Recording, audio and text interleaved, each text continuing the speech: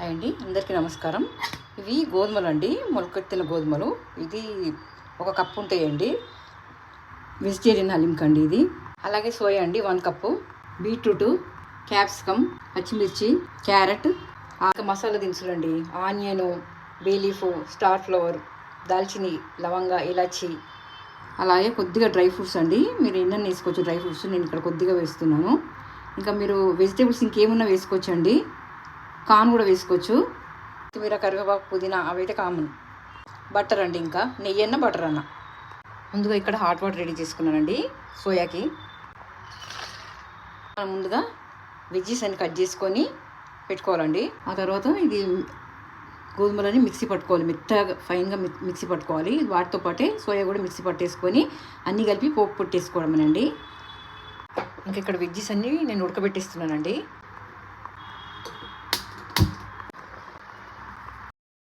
Mixie పట్టుకోవాలి మెత్తగా అండి. ఇలా గోధుమల్ని ఫైన్గా మిక్సీ పట్టుకోవాలండి.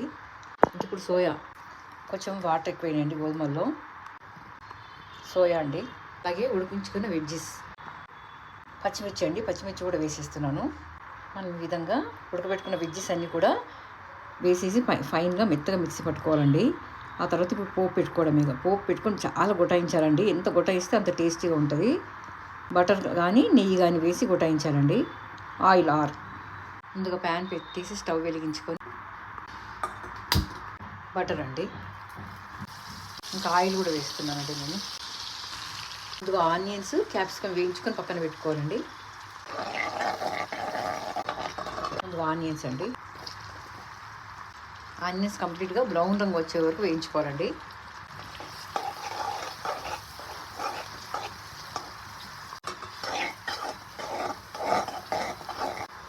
ఆనియన్స్ ఇంకా కొంచెం సన్నగా కోసుకోవాలండి.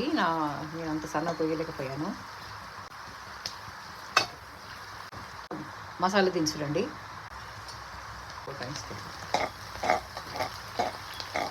ఇది బగావత పువ్వు మీ ఇష్టం అండి, వేసుకుంటే వేసుకోవచ్చు, లేకపోతే లేదు.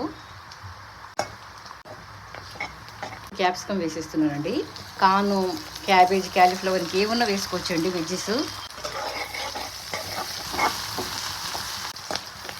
ఇంకా పసుపు అండి,